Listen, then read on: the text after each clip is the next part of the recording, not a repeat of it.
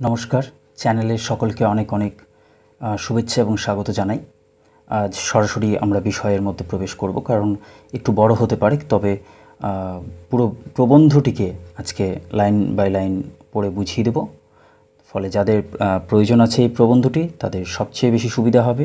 তো বন্ধুরা, যারা নতুন আছো চ্যানেলে, তো অবশ্যই সাবস্ক্রাইব করে পাশে থাকবে চ্যানেলের, আর ভিডিওটি অনেক বেশি শেয়ার করো বন্ধুবান্ধবদের মধ্যে। তো আজকের আলোচনার বিষয়টি হচ্ছে রবীন্দ্রনাথ ঠাকুরের লেখা পূর্ব পশ্চিম নামের প্রবন্ধ। তো এই পূর্ব পশ্চিম বিষয়টা কি? পূর্ব কথার অর্থ হলো প্রাচ্য। প্রাচ্য অর্থাৎ পূর্ব দিকের দেশ, অর্থাৎ আমাদের ভারতবর্ষ কিন্তু পৃথিবীর পূর্ব দিকে। তাই এইখানে পূর্ব বা প্রাচ্য বলতে বোঝানো হচ্ছে ভারতবর্ষের কথা। অর্থাৎ রবীন্দ্রনাথ ঠাকুর যখন পূর্বের কথাগুলো বলছে, তখন বুঝতে হবে তিনি নিজের স্বদেশের কথা বলছেন, স্বদেশের মানুষদের কথা, তাদের সংস্কৃতি, তাদের শিক্ষা দীক্ষা, ধর্ম, বিশ্বাস, ভাবনা চিন্তা, এইসব নিয়ে লিখছেন। কিন্তু পশ্চিম বলতে কি? পশ্চিম বলতে পাশ্চাত্যের দেশগুলো, পশ্চিমের দেশগুলো, অর্থাৎ ইউরোপের দেশগুলো। যেমন বিশেষ করে আমাদের দেশে ইংরেজ এসেছে, তো ইংরেজ তথা ইংল্যান্ডের মানুষদেরকে নিয়েই কিন্তু কথাগুলো বলেছেন। তাহলে পূর্ব আর পশ্চিম, ভারতবর্ষ আর ইংল্যান্ড, এই দুইকে কিন্তু কভার করে এই প্রবন্ধটা লেখা হয়েছে। এবং সেই যে সময় লেখা হয়েছে সেই সময় দেখা যাচ্ছে যে ভারতবর্ষের মানুষেরা একেবারেই সহ্য করতে পারছেন না ইউরোপীয় মানুষদেরকে, এবং উল্টো দিক থেকে ইউরোপীয় মানুষরাও, মানে ইংরেজরাও কিন্তু সমানভাবে কোনোভাবে ভালোবাসতে চাইছে না ভারতীয় মানুষদেরকে। এর ফলে কি হচ্ছে? এই দুয়ের মধ্যে যোগাযোগ স্থাপন হচ্ছে না। কিন্তু রবীন্দ্রনাথ ঠাকুর যথেষ্ট জ্ঞানী মানুষ, তিনি বুঝতে পেরেছেন যে এইভাবে দূরত্ব করে থাকলে ইংরেজদের ভেতরে যা জ্ঞান আছে তা ভারতবর্ষের মানুষরা সহজে নিতে পারবে না। কিন্তু আমাদের প্রয়োজন ইংল্যান্ডের কাছ থেকে সব ভালো জ্ঞানগুলোকে নিয়ে নেওয়া। কিন্তু তার জন্য কি প্রয়োজন? মানুষদেরকে বুঝতে হবে, শিখতে হবে এবং শেখার প্রয়োজন লাভ করতে হবে। এই ক্ষেত্রে প্রথমে কিন্তু তিনি বলেছেন যে এই ভারতবর্ষটা বাস্তবে কাদের ভারতবর্ষ? এখানে তো একটা সময় এসেছিল আর্য জাতি, তাই না? আর্যরা তো ভারতবর্ষের মানুষ না। তাহলে আর্যরা আসার পর এই দেশের মানুষদের সাথে তারা মিলিত হলো, তারা এক হয়ে গেল। এইবার আমরা দেখব ধীরে ধীরে তারা ভারতবর্ষীয় মানুষ হয়ে উঠল। কিন্তু সে আর্যরা ভারতবর্ষের মানুষদেরকে এসে উন্নত করলো, তাদেরকে সভ্য হতে শেখালো, ঠিক আছে। কিন্তু কখনো কি তারা গর্ব করে বলতে পারে যে ভারতবর্ষটা তাদের দেশ? তাদের দেশ, এই কথাটা তারা গর্ব করে কখনো বলতে পারেনি। এটা যেমনই হোক তাদের সমস্যা। আবার পাশাপাশি তাদেরকে আমরা এক করে নিইনি, নিজেদের বলে মনে করিনি, এটা আমাদেরও সমস্যা।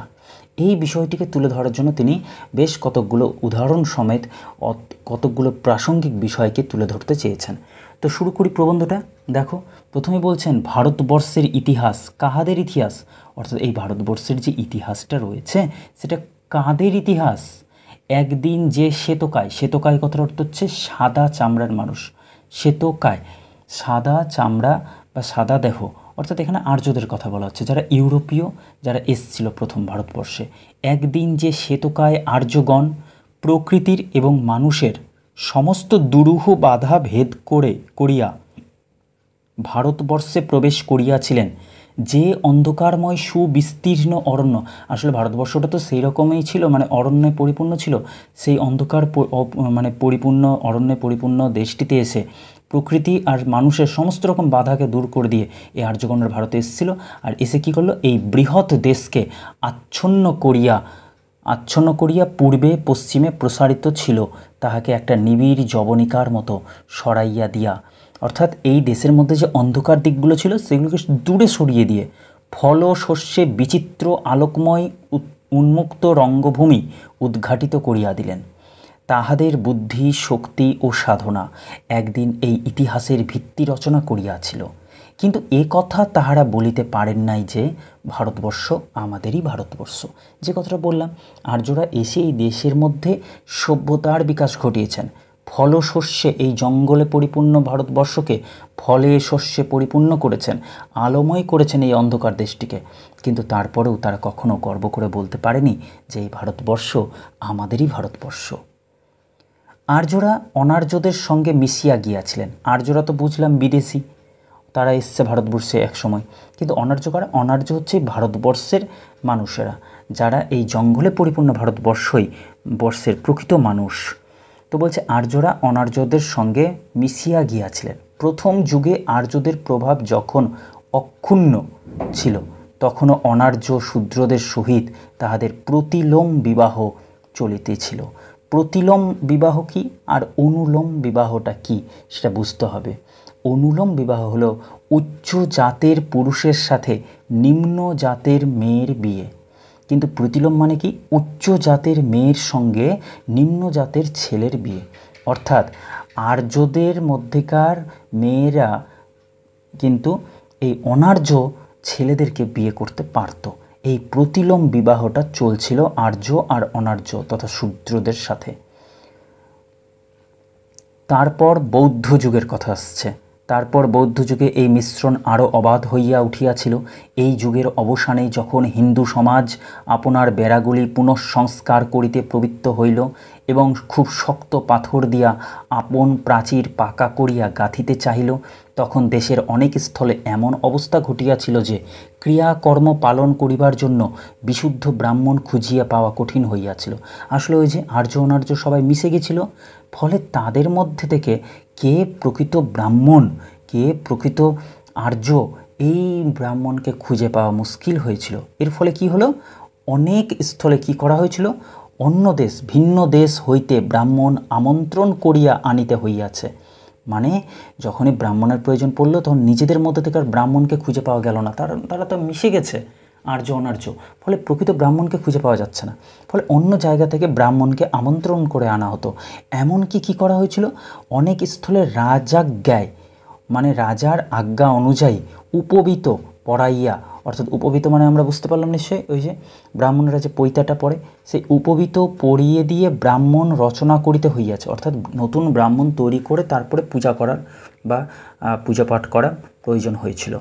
বর্ণের যে শুভ্রতা লইয়া একদিন আর্যরা গৌরব বোধ করিয়াছিলেন, সে শুভ্রতা মলিন হইয়াছে। তাহলে এক সময় কিন্তু নিজেদের বর্ণ নিয়ে, নিজেদের চেহারার রং নিয়ে আর্যরা কিন্তু খুব গৌরব, খুব অহংকার বোধ করত, কিন্তু সেই গৌরব কিন্তু এক সময় হারিয়ে গেছে এবং আর্যগণ শূদ্রদের সহিত মিশ্রিত হইয়া তাহাদের বিবিধ আচার ও ধর্ম, দেবতা ও পূজা প্রণালী গ্রহণ করিয়া তাহাদিগকে সমাজের অন্তর্গত করিয়া লইয়া হিন্দু সমাজ বলিয়া এক সমাজ রচিত হইয়াছে। অর্থাৎ কি বোঝানো হলো? এই আর্য আর অনার্যরা একসাথে মিশে গিয়ে কি হয়েছে? একটা নতুন হিন্দু সমাজ বলে একটা নতুন সমাজের তৈরি করা হয়েছে।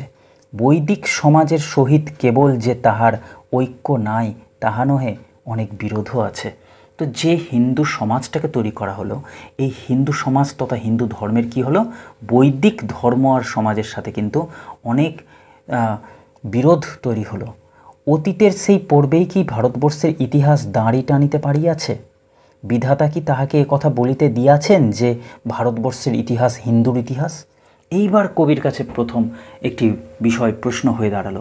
এইটিকে কিন্তু আমরা কোট করতে পারি নোটস লেখার সময়, যে অতীতের সেই পর্বেই কি ভারতবর্ষের ইতিহাস দাঁড়ি টানিতে পারিয়াছিল, মানে একটা দিকে যেতে পেরেছিল?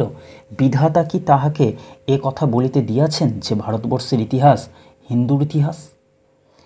আসলে হিন্দুর ইতিহাস বলে কিছু নেই, মানুষের ইতিহাস, ভারতবর্ষের মানুষের ইতিহাস। আর সেই হিন্দু দেখতে গেলে তো আমরা আর্যদের কথা পেয়ে যাচ্ছি, অনার্যদের কথা পাচ্ছি, কিন্তু বাস্তবে তো অনার্যদের এই দেশ ছিল। তাহলে অনার্যরা, ফলে যারা আর্য তারা তো নিজের দেশ বলে মেনে নিতে পারেনি, কিন্তু এই হিন্দু জাতির মধ্যে তো আর্য অনার্য দুয়েরই মিশ্রণ আছে। তাহলে প্রশ্ন হলো যে বিধাতা কি এই হিন্দুদেরকে অধিকার দিয়েছিল যে ভারতবর্ষের ইতিহাসটা শুধু তোমাদের ইতিহাস এই কথা বলার?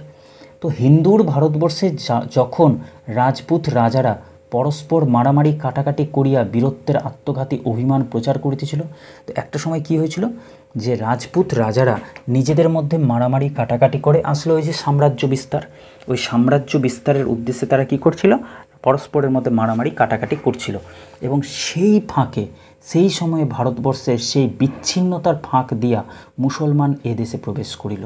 এইবার মুসলিমরা এই দেশে প্রবেশ করল, চারিদিকে ছড়াইয়া পড়িল এবং পুরুষানুক্রমে জন্মিয়া ও মরিয়া এ দেশের মাটিকে আপন করিয়া লইল। এর ফলে কি হলো? মুসলিমরা এসেছিল কিন্তু লুট করতে এই দেশকে, কিন্তু লুট করতে এসে কী হলো? অনেকে কিন্তু ভালোবেসে ফেললো ভারতবর্ষকে এবং ভারতবর্ষকে নিজের করে নিল। ফলে পুরুষানুক্রমে কেউ কেউ থেকে গেল এবং পরবর্তীতে তার থেকে তার সন্তানেরা জন্ম নিল, তো এই দেশই তাদের আপন হয়ে উঠল। ফলে কখনো কেউ মারা গেল এই দেশে এসে, তো কেউ জন্ম নিল, সবাই কিন্তু এই দেশের মাটিকে আপন করিয়া লইল। যদি এবার কি হলো, হিন্দু মুসলিম সবার হয়ে গেলো। হিন্দুর মধ্যে ছিল আর্য, ছিল অনার্য, তারপরে শুরু হলো গিয়ে মুসলিম। হ্যাঁ, এবার এই সবার নিয়ে তো ভারতবর্ষ, কারো একার তো ভারতবর্ষ নয়। যদি এখানেই ছেদ দিয়া বলি, বাস আর নয়, ভারতবর্ষের ইতিহাসকে আমরা হিন্দু মুসলমানেরই ইতিহাস করিয়া তুলিব, তবে সে বিশ্বকর্মা মানব সমাজকে সংকীর্ণ কেন্দ্র হইতে ক্রমশ বৃহৎ পরিধির দিকে গড়িয়া তুলিতেছেন। তিনি কি তাহার প্ল্যান বদলাইয়া আমাদেরই অহংকারকে সার্থক করিয়া তুলিবেন? এইবারে কবির কাছে প্রশ্ন হলো, যদি আর্যরা এসে এই দেশের সাথে মিশে যায় এবং ভারতবর্ষটা তাদেরও হয়ে যায়, এবং ফলে হিন্দু যে জাতিটা তৈরি হলো তাদের যদি ভারতবর্ষ হয়ে যায়, পরবর্তীতে মুসলিমরা আসলো, মুসলিমদেরও যদি দেশ হয়ে যায়, তাহলে পরবর্তীতে আরও যেসব জাতিরা এসেছিল, এসে এই দেশের সংস্কৃতির মধ্যে একটা মিশ্রণ তৈরি করেছিল, নতুন নবজাগরণ ঘটেছিল সংস্কৃতিতে, ধর্মতে, চিন্তনে, সব কিছুতে, তাদেরকে কেন বাদ দেওয়া যাবে? অর্থাৎ এখানে কিন্তু কবির এই পশ্চিম প্রসঙ্গ অর্থাৎ ইংরেজদের প্রসঙ্গটা আসছে, যে ভারতবর্ষের মানুষেরা ইংরেজদেরকে পর ভাবে। কেন পর ভাবে? ইংরেজরা যদি পর হয় তাহলে মুসলিমরাও পর, মুসলিমরা যদি পর হয় তাহলে হিন্দু ধর্মটাই পুরো পর, হিন্দু জাতিটাই পর, কারণ ওখানে তো আর্যরাও মিশে আছে, সকলেই পর। তাই বলছেন, যদি এই রকম ভাবনা চিন্তা হয় যে হিন্দু আর মুসলমান দুজন মিলে ভাগ করে নেবে ভারতবর্ষকে, তবে কিন্তু বিশ্বকর্মা নিশ্চয়ই নিজের প্ল্যানটা বদলে দিবেন না এই মানুষদের সংকীর্ণ অহংকারকে সার্থক করার জন্য। ভারতবর্ষ আমার হইবে কি তোমার হইবে, হিন্দুর হইবে কি মুসলমানের হইবে, কি আর কোনো জাত আসিয়া এখানে আধিপত্য করিবে বিধাতার দরবারে, যে সেই কথাটাই সবচেয়ে বড় করিয়া আলোচিত হইতেছে তাহা নহে। তাহার আদালতে নানা পক্ষের উকিল নানা পক্ষের দরখাস্ত লইয়া লড়াই করিতেছে। অবশেষে একদিন মকদ্দমা শেষ হইলে পর হয় হিন্দু নয় মুসলমান নয় ইংরেজ নয় আর কোনো জাতি চূড়ান্ত ডিক্রি পাইয়া নিশানগাড়ি করিয়া বসিবে, এই কথা সত্য নহে। আসলে কবি একটু ব্যঙ্গ করে বললেন যে তোমরা যতই লড়াই করো, হুড়োহুড়ি করো, মারামারি করো না কেন, কাটাকাটি করো না কেন, তবু ঈশ্বর যে কোনো একদিন একবারে পাস করিয়ে দিবে দরখাস্তটা, আর বলবে যে হ্যাঁ আইন করে দিয়ে দিলাম এই পুরো ভারতবর্ষটা কেবলমাত্র হিন্দুর অথবা মুসলিমের অথবা ইংরেজের বা অন্য কোনো জাতির, এই রকম কিন্তু কখনো হবে না। আমরা মনে করি জগতের সত্যের লড়াই, এই সত্য মানেটা কি? সত্য মানে ট্রুথ নয়, কিন্তু এখানে সত্য মানে হচ্ছে অধিকার। যে আমরা মনে করি যে জগতে সত্যের লড়াই চলিতেছে, সেটা আমাদের অহংকার। লড়াই যা, সে সত্যের লড়াই, দুই সত্যের মধ্যে তফাৎটা বুঝতে হবে। আমরা সবসময় মনে করি পৃথিবীটাকে নিজের অধিকার করতে হবে, আর এটারই জন্য লড়াই চলছে, কিন্তু এটা বাস্তবে আমাদের অহংকারের জন্য হচ্ছে। বাস্তবের লড়াইটা কি? লড়াইটা হচ্ছে সত্যের লড়াই, অর্থাৎ যা সত্য তাই চিরকালীন, তাই টিকে থাকবে বহুকাল, যা মিথ্যে তাকে ভেঙে পড়তে হবে। সত্যিটা কি?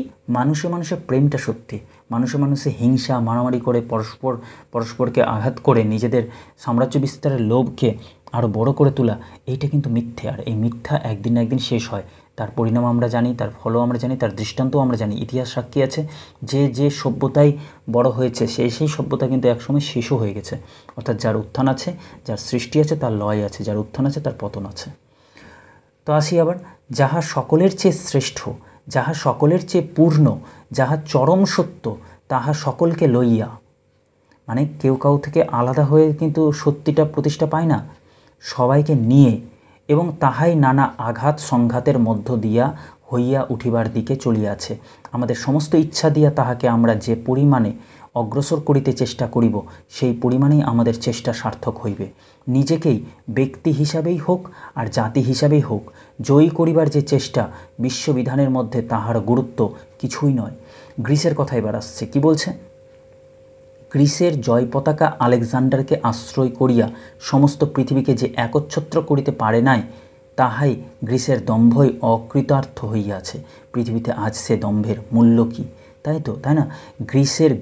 গ্রিক রাজা আলেকজান্ডার, গ্রিকের ম্যাসিডোনীয় রাজা আলেকজান্ডার একসময় বিশ্ব জয় করার জন্য বেরিয়েছিল, কিন্তু তা আজকে আর কতটুকু তার সে অহংকার দম্ভ কোথায় গেছে? আজ আবার সমস্ত অঞ্চল সমস্ত দেশগুলো নিজে স্বাধীন হওয়ার চেষ্টায় আছে, স্বাধীন হয়েছে। ফলে সেই সবের ফলে কী লাভ হলো?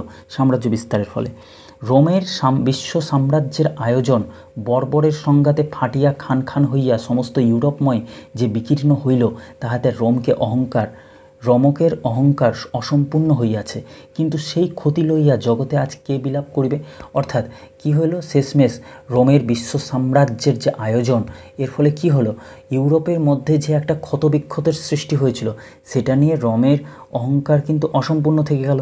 এবার রোমের যে সেই দৃশ্যটাকে নিয়ে যদি কেউ দুঃখ করে, সেই ক্ষতিটা নিয়ে যদি কেউ বিলাপ করে, কান্নাকাটি করে, তাতে কি এসে যায়। গ্রিক এবং রোম মহাকালের সোনার তরিতে নিজের পাকা ফসল সমস্তই বোঝাই করিয়া দিয়াছে, কিন্তু তাহারা নিজেরাই সেই তরণের স্থান আশ্রয় করিয়া আজ পর্যন্ত যে বসিয়া নাই, তাহাতে কালের অনাবশ্যক ভার লাঘব করিয়াছে মাত্র, কোনো ক্ষতি করে নাই। অর্থাৎ কি, এখন গ্রিক আর রোমের কথা যদি আমরা জানতে পারি, যে গ্রিকের ইতিহাস আর রোমের ইতিহাস কি আশ্চর্যজনক ইতিহাস, কত সাম্রাজ্যবাদের ইতিহাস, কিন্তু কথা হলো কি, তারা যা যা করেছিল সবই তো যুগ নামক এই তড়িতে কিন্তু বসিয়ে দেওয়া হয়েছে। কিন্তু সেই মানুষগুলো কি আছে, সেই সভ্যতাগুলো কি এখন আর আছে, সেই শাসকরা কি আছে? নেই, তারা কোনো স্থান পায়নি। কিন্তু সেই স্থান না পাওয়ার ফলে কোনো ক্ষতি হয়নি পৃথিবীর, বরং কি হয়েছে, এই পৃথিবীর উপর থেকে অকারণ একটা ভার কমে গেছে। মানে এরা থাকলে কি হতো, আবারও সাম্রাজ্যবাদ, আবারও মানুষের টোকাটুকি, মারামারি, আর এর হিংস্রতা ছড়ানোর ফলে কি হতো, সাম্রাজ্য বিস্তারের ফলে কি হতো, আবারও মনুষ্যত্বের বিনাশ ঘটতো। তাই জন্য বলছেন কবি, এরা নাই, ভালো হয়েছে, ক্ষতি করেনি। এর ফলে কোনো ক্ষতি হয়নি, বরং এই যে মহাকাল বা সময়ের বা যুগের উপর থেকে অনাবশ্যক ভার লাঘব করিয়াছে মাত্র, মানে কমেছে মাত্র। ভারতবর্ষেও যে ইতিহাস গঠিত হইয়া উঠিতেছে, এই ইতিহাসের শেষ তাৎপর্য এ নয় যে এ দেশে হিন্দুই বড় হইবে বা আর কেহ বড় হইবে। তাই কি বলছে, ভারতবর্ষের ইতিহাস তো বড় হচ্ছে ধীরে ধীরে, এখানে প্রচুর সংখ্যক জাতি এসে মিশছে, কিন্তু এই কথা মাথায় রাখতে হবে যে এটা কখনোই হিন্দুরও হবে না, আবার কখনো অন্য কোনো জাতিরও আলাদা করে হয়ে যাবে না। ভারতবর্ষে মানবের ইতিহাস একটি বিশেষ সার্থকতার মূর্তি পরিগ্রহ করিবে। অর্থাৎ ভারতবর্ষ হবে মানুষের দেশ, কোনো হিন্দুর না, কোনো মুসলিমের না, কোনো ইংরেজের না, সবাইকে নিয়ে মানুষের দেশ। পরিপূর্ণতাকে একটি অপূর্ব আকার দান করিয়া তাহাকে সমস্ত মানবের সামগ্রী করিয়া তুলিবে। ইহা অপেক্ষা কোনো ক্ষুদ্র অভিপ্রায় ভারতবর্ষের ইতিহাসে নাই। এই পরিপূর্ণতার প্রতিমা গঠনে হিন্দু, মুসলমান বা ইংরেজ যদি নিজের বর্তমান বিশেষ আকারটিকে একেবারে বিলুপ্ত করিয়া দেয়, তাহাতে স্বাজাতিক অভিমানের অপমৃত্যু ঘটিতে পারে, কিন্তু সত্যের বা মঙ্গলের অপচয় হবে না। কি বলছে, হিন্দু যদি নিজের সংকীর্ণ মনোভাবকে, মুসলমান যদি নিজের সংকীর্ণ মনোভাবকে, ইংরেজ যদি নিজের সংকীর্ণ বর্তমানটিকে নষ্ট করে দিয়ে পরস্পরের সাথে সংযুক্ত হয়ে যদি কাজ করে, ভারতবর্ষের নতুন একটা ভবিষ্যৎ তৈরি করে, তাতে কিন্তু তাদের অভিমানটার, নিজেদের বাজে বা ব্যর্থ যে অহংকার, সেটার হয়তো অপমৃত্যু ঘটবে, কিন্তু সত্যের বা মঙ্গলের জয় ঘটবে, তার অপচয় হবে না। কি সুন্দর করে কথাটি বললেন। এরপরে কি বলছেন, আমরা বৃহৎ ভারতবর্ষকে গড়িয়া তুলিবার জন্য আছি, আমরা তাহার একটা উপকরণ। কি বলছে, আমরা প্রত্যেকটি জাতির মানুষ কিন্তু এই ভারতবর্ষকে বড় করে তুলে ধরার কিন্তু আমরা কাণ্ডারি। তো কিন্তু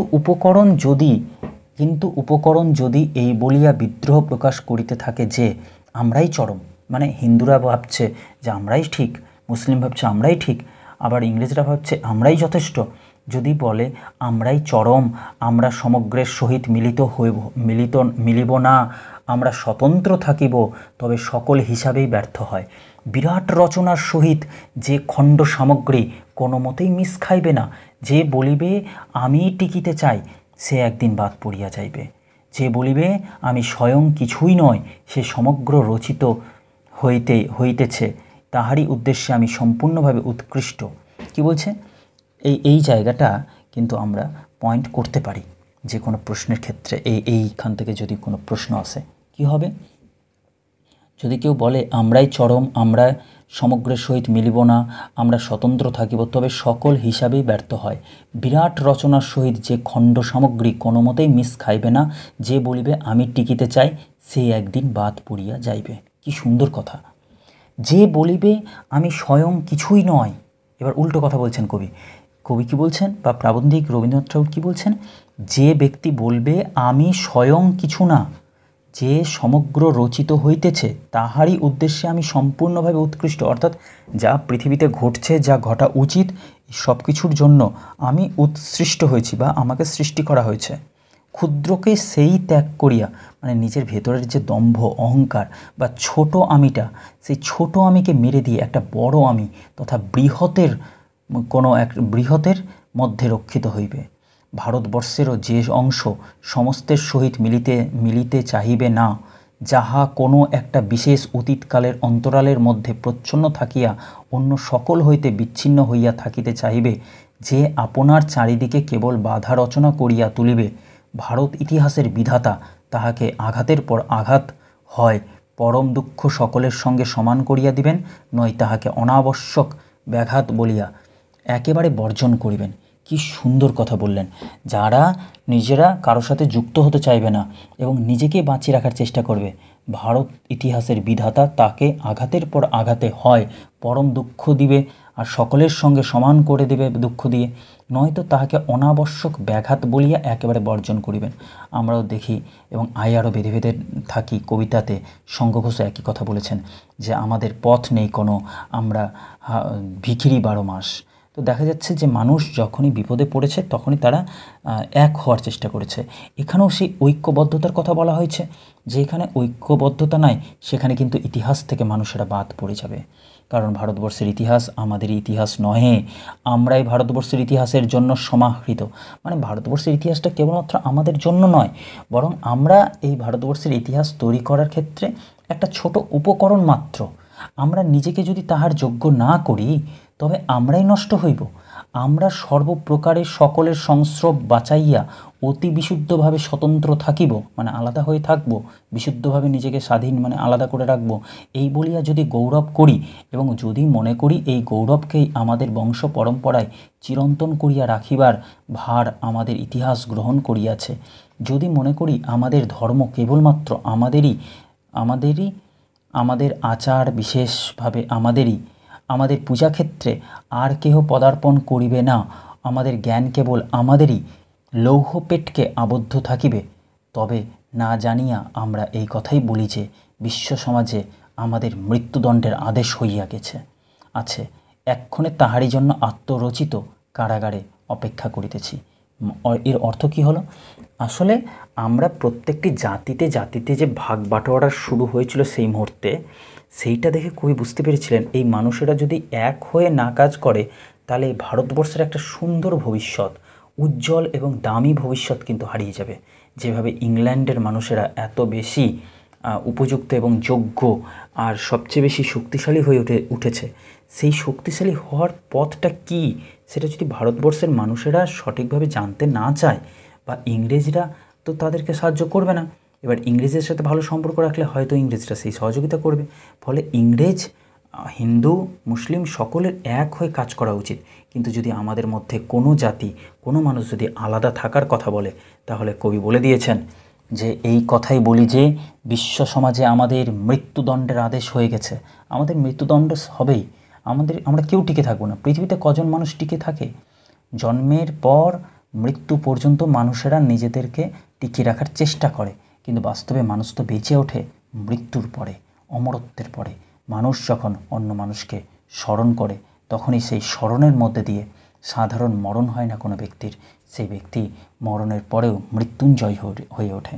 তাই জন্য কবি বলেছেন আমাদের মৃত্যুদণ্ডের আদেশ হইয়া আছে, এক্ষণে তাহারই জন্য আত্মরচিত অর্থাৎ নিজের সংকীর্ণ মনের কারাগারে অপেক্ষা করিতেছি।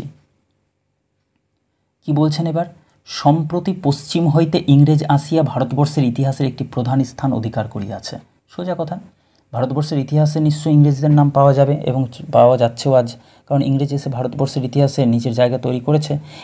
এই ঘটনা অনাহূত আকস্মিক নয়, কিন্তু অনেকে মনে করছে ইংরেজ অকারণে চলে আসলো, হঠাৎ করে চলে আসলো, কিন্তু বাস্তবে যদি ভালো করে সাবধানে যদি বোঝা যায় তাহলে আমরা ইতিহাস ঘাটলে দেখতে পাবো যে এটা কোনো আকস্মিক বা অবাক করা ঘটনা নয়, অনাহূত ঘটনা নয়। এইভাবে তো অনেকবার জাতেরা, বিভিন্ন জাতি সম্প্রদায় এবং বিভিন্ন ধরনের মানুষেরা এসছে ভারতবর্ষে এবং মিশে গেছে।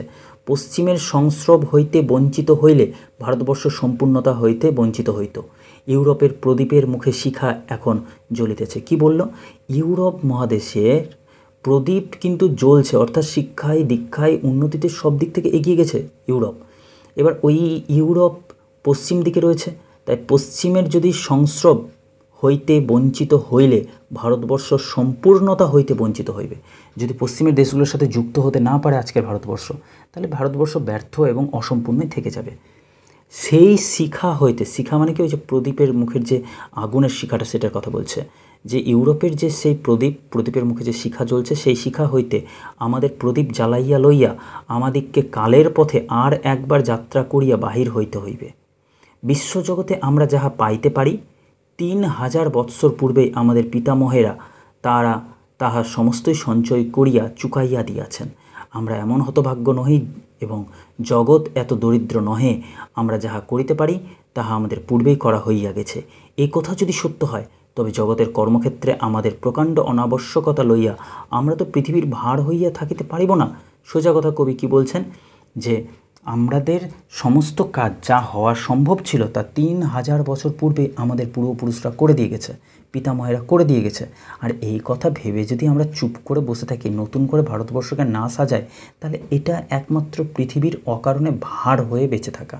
কি দরকার আছে পৃথিবীতে থাকার? তাহলে যাহারা পিতামহদের মধ্যেই নিজেকে সর্বপ্রকারের সমাপ্ত বলিয়া জানে এবং সমস্ত বিশ্বাস এবং আচারের দ্বারা আধুনিকের সংস্পর্শ হইতে নিজেকে বাঁচাইয়া চলিতে চেষ্টা করে, তাহারা নিজেকে বাঁচাইয়া রাখিবে কোন বর্তমানের তাড়নায়, কোন ভবিষ্যতের আশ্বাসে? খুবই সুন্দর একটা কথা। কারণ কি, ইংরেজের সাথে মানুষরা কেন মিশতে পারছিল না?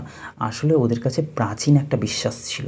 প্রাচীনকালেই ধর্মীয় বিশ্বাসরা যে সৃষ্টি করেছিল, যে ব্রাহ্মণেরা অথবা আমাদের পিতামহেরা, তাদের সেই পুরনো পদ্ধতিকে, পুরনো ধ্যান ধারণাকে বিশ্বাস করে যদি ভারতবর্ষ আজও চলে, তাহলে সেই ভারতবর্ষ কি কারণে বর্তমান আর কি কোন এমন ভবিষ্যৎকে তৈরি করবে বলে বসে আছে।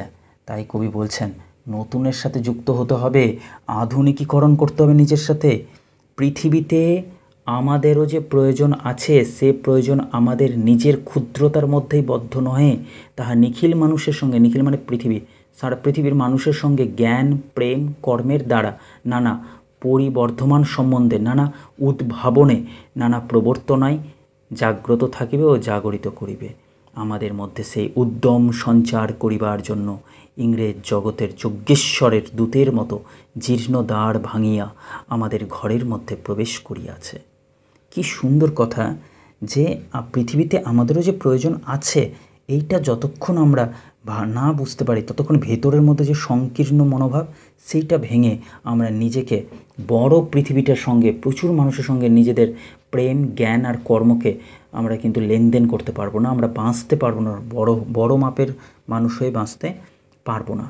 তাহাদের আগমন যে পর্যন্ত না সফল হইবে, জগৎ যজ্ঞের নিমন্ত্রণে তাহাদের সঙ্গে যে পর্যন্ত না যাত্রা করিতে পারিব, সে পর্যন্ত তাহারা আমাদিগকে পীড়া দিবে, তাহারা আমাদিগকে আরামে নিদ্রা যাইতে দিবে না। কি কথা বলল? ইংরেজ তো চলে এসেছে, ইংরেজ তো সহজে যাবে না, কিন্তু ইংরেজকে যদি আমরা বারবার শত্রু মনে করি এবং তাদের থেকে দূরে থাকি, তো ওরা কিন্তু আরও বেশি করে আমাদেরকে পীড়া দিবে, কষ্ট দিবে, আমাদেরকে আরামের ঘুম দিবে না। তাই জন্য কি প্রয়োজন, যে তাদের সঙ্গে একসাথে সফল হতে হবে, এগোতে হবে। জগতের যজ্ঞের যে নিমন্ত্রণ তারা দিল, মানে আমাদের দেশে প্রবেশ করলো, মানে ওরা যা যা সংস্কার করবে সব কিছুকে আমাদেরকে সুযোগ ভেবে নিয়ে নিতে হবে। কারণ ওরা এসেছিল অত্যন্ত উচ্চ জাতিসম্পন্ন মানুষ, অন্য দেশগুলো আমাদের দেশের তুলনায়, ভাবনা চিন্তার তুলনায় সেই সময় অনেক বেশি এগিয়ে। সেই এগিয়ে থাকা মানুষগুলোর মধ্যেই একটা অংশ কিন্তু আমাদের দেশে চলে এসেছিলো। তাই ওদের কাছ থেকে আমাদেরকে শিখে নিতে হবে, জেনে নিতে হবে, তারপরে তো এগোতে পারবো। আর যদি এমনটা না করি, তাহলে আমাদেরকে কিন্তু ওরা কষ্ট দিতেই থাকবে, আর আমাদেরকে আরামে ঘুমোতেও দিবে না, আরামে নিদ্রা যাইতে দিবে না। ইংরেজের আহ্বান যে পর্যন্ত আমরা গ্রহণ করিব না, এইবার কিন্তু ডিরেক্ট ইংরেজের কথা বলে দিল। ইংরেজের আহ্বান মানে ডাক যে পর্যন্ত আমরা গ্রহণ না করিব, তাহাদের সঙ্গে মিলন যে পর্যন্ত না সার্থক হইবে, সে পর্যন্ত তাহাদিগকে বলপূর্বক বিদায় করিব, এমন শক্তি আমাদের নাই। এই যে ভারতবর্ষের মানুষেরা শিক্ষা দীক্ষার পেছনে না ছুটে কথায় কথায় ইংরেজকে বের করতে চাইছিল, কিন্তু পারছিল না তো। তাই রবীন্দ্রনাথ ঠাকুর সহজ সত্যিটা তুলে ধরেছেন সবার সামনে, যে আমরা যতই চেষ্টা করি, যতক্ষণ ওদের আহ্বানকে আমরা গ্রহণ না করি, ওদের থেকেও বড় শিক্ষিত না হয়, ওদের শিক্ষায় শিক্ষিতও যেন যতক্ষণ না হয়, ততক্ষণ তাদেরকে আমরা বলপূর্বক অর্থাৎ শক্তির দিয়ে বিদায় করব, এমন শক্তি আমাদের নেই।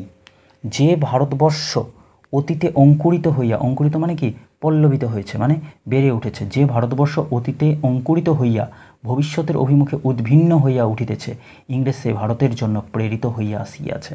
অর্থাৎ যে ভারতবর্ষ অতীতকালে তৈরি হয়েছিল আর ওইভাবে করেই সে ভুল পথে এগোচ্ছিল ভবিষ্যতের দিকে, সেই ভবিষ্যতের দিকে না এগিয়ে সঠিক পথে এগোতে পারে, এই কারণে কিন্তু ইংরেজকে এই ভারতে পাঠানো হয়েছে।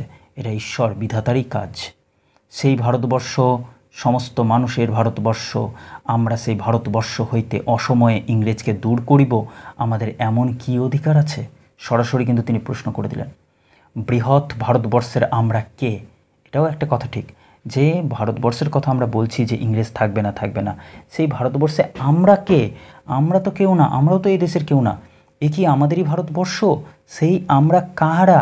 সে কি বাঙালি না মারাঠি না পাঞ্জাবি, হিন্দু না মুসলিম?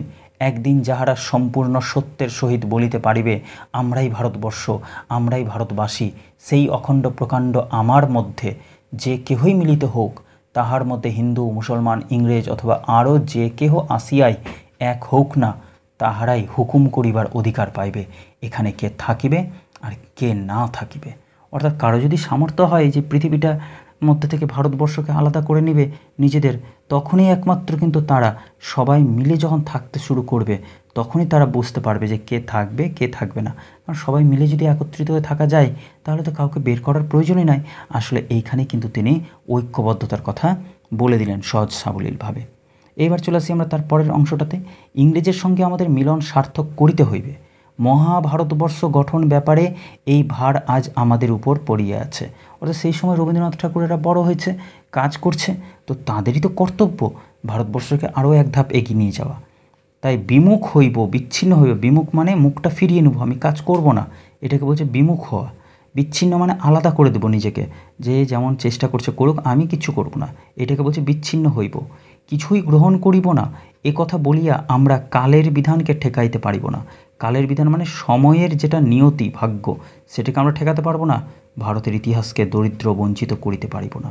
ভারতের ইতিহাস কোনোদিন দরিদ্র বা বঞ্চিত ছিল না, কিন্তু এই মানব সম্পদে পরিপূর্ণ করতে গেলে ইংরেজের সাথে আমাদেরকে মিশতে হবে, জানতে হবে, শিখতে হবে অনেক কিছু। তাই বলছেন ভারতের ইতিহাসকে আমরা দরিদ্র আর বঞ্চিত করা আমাদের জন্য উচিত হবে না। অধুনাতন কালে দেশের মধ্যে যাহারা সকলের চেয়ে বড় মনীষী, তাহারা পশ্চিমের সঙ্গে পূর্বকে মিলাইয়া লইবার কাজেই জীবনযাপন করিয়াছেন। এইবার রবীন্দ্রনাথ ঠাকুর কিন্তু বড় বড় মানুষদের কথা বলবেন, যারা মনীষী ছিল এক সময়, তারা কিন্তু শুধুমাত্র নিজের দেশে আটকে থাকেনি, তারা পশ্চিমের দেশের সঙ্গে পূর্বের দেশগুলোকে মিলিয়ে দিয়ে কাজ করার চেষ্টা করেছেন। উদাহরণ দিয়েছেন তিনি, তাহার দৃষ্টান্ত রামমোহন রায়। রামমোহন রায় আবার কী করেছে দেখো, তিনি মনুষ্যত্বের ভিত্তির উপরে ভারতবর্ষকে সমস্ত পৃথিবীর সঙ্গে মিলিত করিবার জন্য একদিন একাকী দাঁড়াইয়াছিলেন। একদিন কিন্তু তিনি বিশেষভাবে ভারতবর্ষকে সবার সাথে মিশিয়ে দেওয়ার জন্য কিন্তু একা দাঁড়িয়েছিলেন। কোনো প্রথা কোনো সংস্কার তাহার দৃষ্টিকে অবরুদ্ধ করিতে পারে নাই। কিন্তু আমরা তো জানি নতুন পরিবর্তন আনতে গেলে, কোনো একটা পরিবর্তন করতে গেলে সমাজে কি হয়, অনেক কুসংস্কার আসে, অনেকের দৃষ্টিকোণ আসে, সব কিছুই মানুষকে থামিয়ে দেয়। কিন্তু না, তাকে কিন্তু থামানো যায়নি। কাকে? রামমোহন রায়কে থামানো যায়নি। কোনো প্রথা কোনো সংস্কার তাহার দৃষ্টিকে অবরুদ্ধ করিতে পারে নাই। আশ্চর্য উদার হৃদয় ও উদার বুদ্ধির দ্বারা তিনি পূর্বকে পরিত্যাগ না করিয়া পশ্চিমকে গ্রহণ করিতে পারিয়াছিলেন। তিনি কি বলেছিলেন? যে পূর্বকে পরিত্যাগ করতে হবে না, বরং পশ্চিমকে গ্রহণ করো। তিনি একলা সকল দিকেই নব্যবঙ্গের পত্তন করিয়াছেন। আর এই কথার মাধ্যমেই কিন্তু, এই রামমোহনের কারণেই কিন্তু চারিদিকে যে নতুন চিন্তা প্রকাশ পেল, যে আমাদের শুধুমাত্র প্রাচ্য জ্ঞান নয়, আমাদের পাশ্চাত্য জ্ঞানও প্রয়োজন, আমাদের বুদ্ধির প্রয়োজন, আমাদের উদার হতে শিখতে হবে, আমাদেরকে অত্যন্ত বুদ্ধিমান হতে হবে।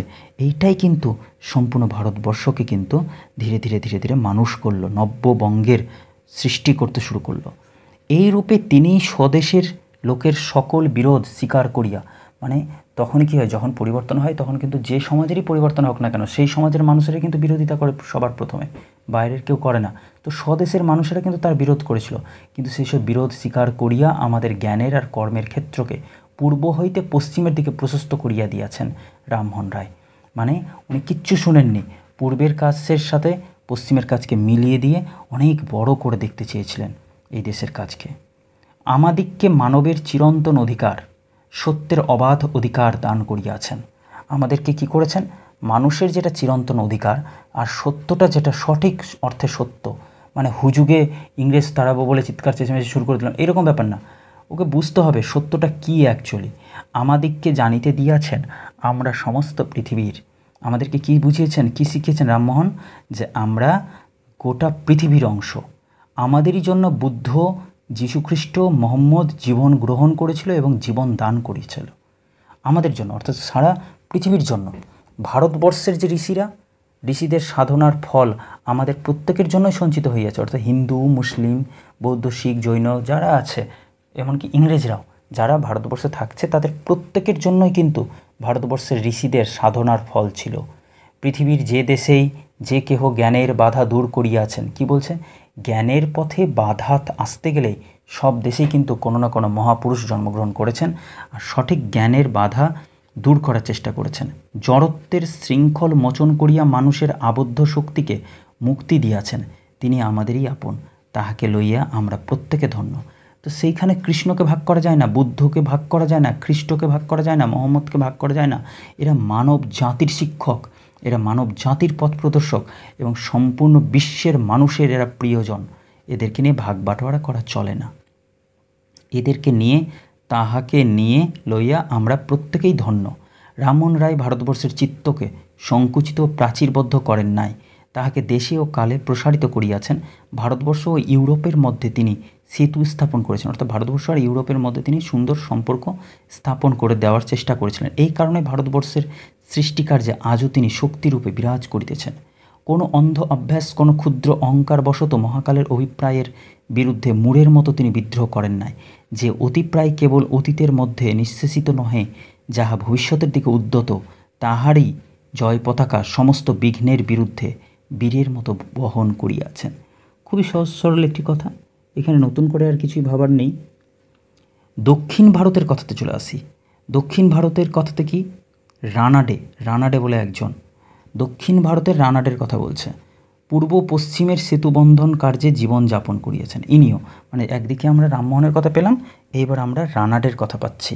তিনিও কিন্তু পূর্ব পশ্চিম, অর্থাৎ পূর্ব সংস্কৃতি আর পশ্চিমের সংস্কৃতির মধ্যে একটা সেতু বা সম্পর্ক তৈরি করার চেষ্টা করেছিলেন সারা জীবন ধরে, যাহা মানুষকে বাঁধে, সমাজকে গড়ে, অসামঞ্জস্যকে দূর করে জ্ঞান, প্রেম ও ইচ্ছা শক্তির বাধাগুলিকে নিরস্ত করে। সেই সৃজন শক্তি, সেই মিলন তত্ত্ব রানাডের প্রকৃতির মধ্যে ছিল। সেই জন্য ভারতবাসী ও ইংরেজের মধ্যে নানা প্রকার ব্যবহার, বিরোধ ও স্বার্থ সংঘাত সত্ত্বেও তিনি সমস্ত সাময়িক ক্ষোভ, ক্ষুদ্রতার ঊর্ধ্বে উঠিতে পারিয়াছিলেন। কি সুন্দর কথা, তিনি সাময়িক ক্ষোভ মানে রাগ আর ক্ষুদ্রতার ঊর্ধ্বে উপরে উঠে ওই ইংরেজের সাথে ভারতবাসীদের সমস্যা হচ্ছে, বিরোধ ভাবছে, আর সেটাকেই প্রধান হিসেবে দেখতে চাননি। তিনি দেখতে চেয়েছেন তারও উপরে কি রয়েছে, তার উপরে সত্যটা কি।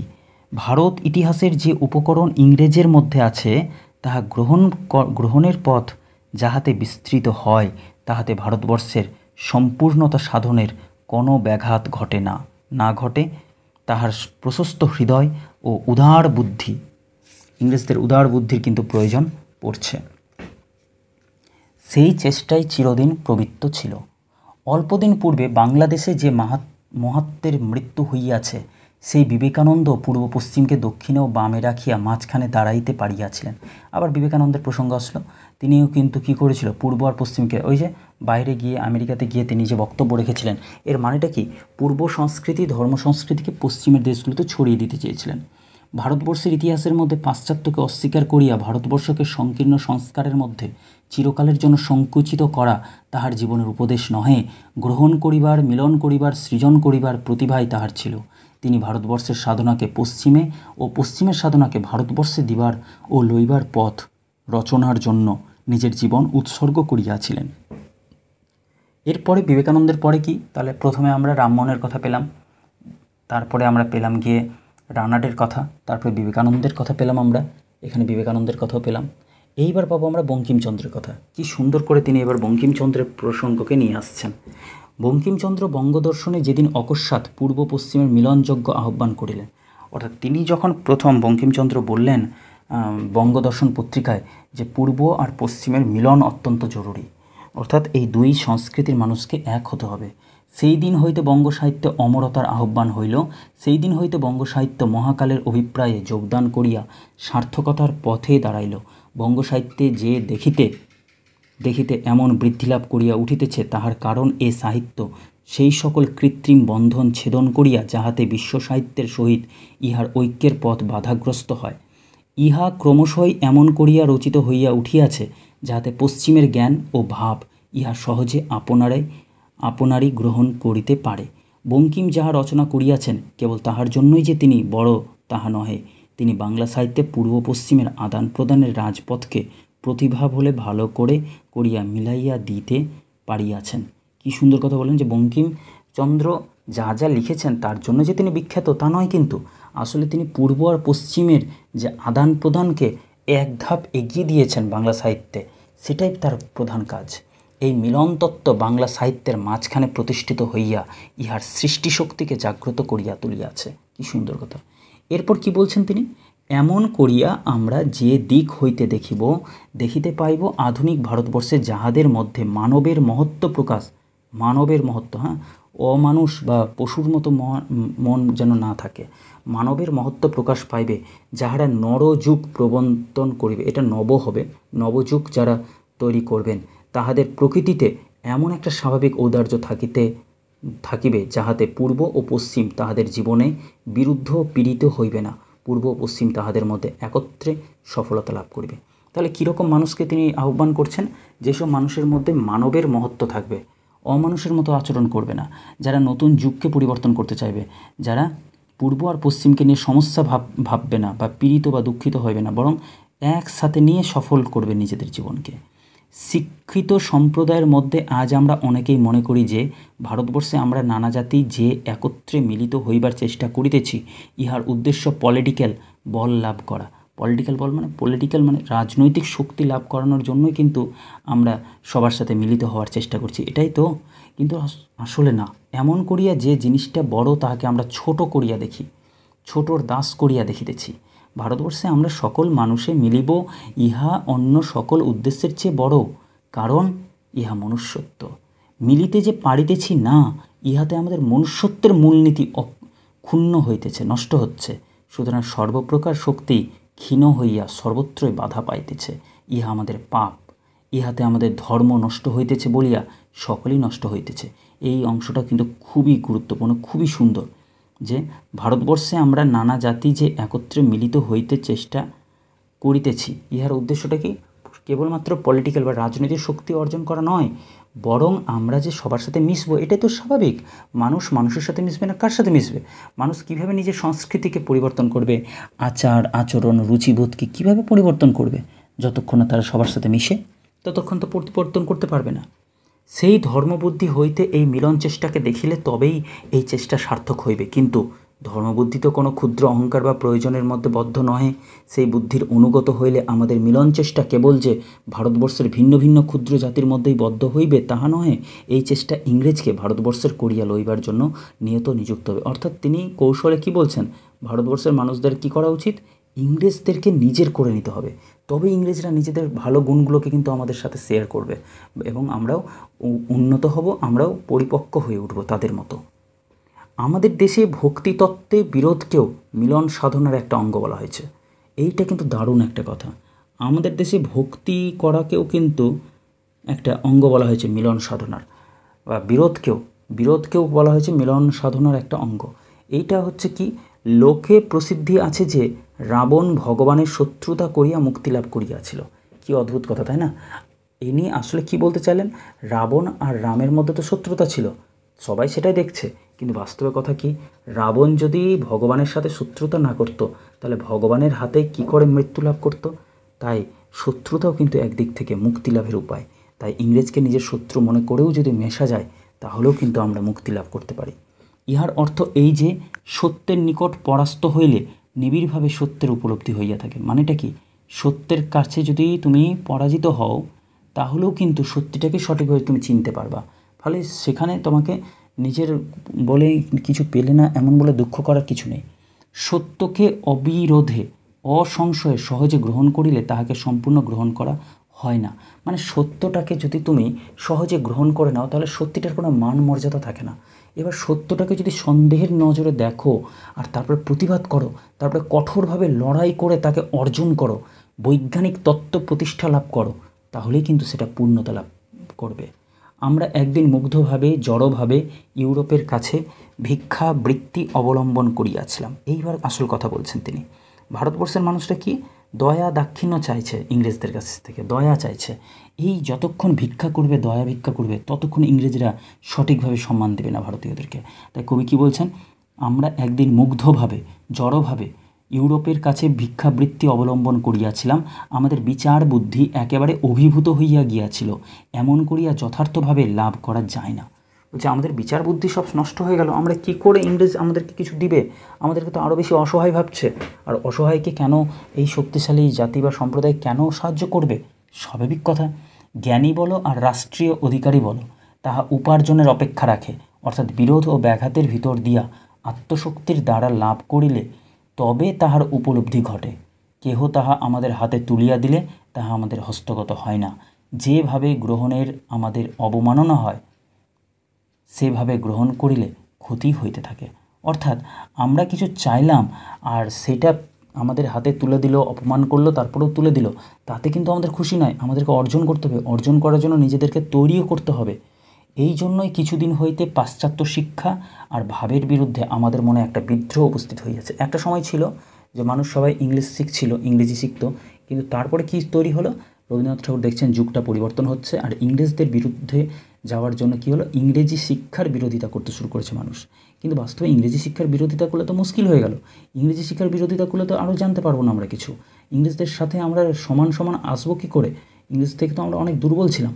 তাই তিনি বলছেন যে কিছুদিন হইতে পাশ্চাত্য শিক্ষার ভাবের বিরুদ্ধে আমাদের মনে একটা বিদ্রোহ উপস্থিত হইয়াছে। একটা আত্মাভিমান জন্মিয়া আমাদিগকে ধাক্কা দিয়া নিজের দিকে ঠেলিয়া দিতেছে। অর্থাৎ একটা আত্ম অভিমান, মানে আমরা বাঙালি, আমরা ভারতীয়, ইংরেজরা আমার শত্রু, বের করো ওদের লেখা, ওদের পড়া, ওদের জ্ঞান আমাদের দরকার নেই। এইসব ভাবনা চিন্তা আসলে আমাদেরকে আত্মাভিমানী করে তুলছে। যে মহাকাল, মহাকাল মানে টাইম, মুহূর্ত, সময়, যে মহাকালের অভিপ্রায়ের কথা বলিয়াছি সেই অভিপ্রায়ের অনুগত হইয়াই এই আত্মাভিমানের প্রয়োজন ঘটিয়াছিল। আমরা নির্বিচারে নির্বিরোধে দুর্বলভাবে দিনভাবে যাহা লইতেছিলাম তাহা যাচাই করিয়া তাহার মূল্য বুঝিয়া তাহাকে আপন করিতে পারিতেছিলাম না। তাহা বাহিরের জিনিস পোশাকি জিনিস হইয়া উঠিতেছিল বলিয়াই আমাদের মধ্যে একটা পশ্চাৎবর্তনের তাড়না আসিয়াছে। কি বলছে? যেভাবে আমরা দিনভাবে, মানে দুঃখী দরিদ্রভাবে আমরা চাইছিলাম, লইতেছিলাম, তাহা যাচাই করিয়া তাহার মূল্য বুঝিয়া তাহাকে আপন করিতে পারিতেছিলাম না। মানে আমরা যদি কিছু চেয়েছি, আমাদেরকে যেটুকু দিয়েছে সেটুকু নিয়ে নিয়েছি, আর পরীক্ষা নিরীক্ষা করিনি, আমরা তাতেই খুশি থেকেছি। এইটা কবির কাছে কিন্তু দুঃখের বিষয় যে আমরা পরীক্ষা করতে শিখিনি। রামমোহন রায় যে পশ্চিমের ভাবকে আত্মসাৎ করিতে পারিয়াছিলেন, মানে রামমোহন রায় যে এই পশ্চিমের ভাবনাটাকে নিজের মধ্যে নিতে পেরেছিলেন, তাহার প্রধান কারণ পশ্চিম তাহাকে অভিভূত করে নেয়, তাহার আপনার দিকে দুর্বলতা ছিল না।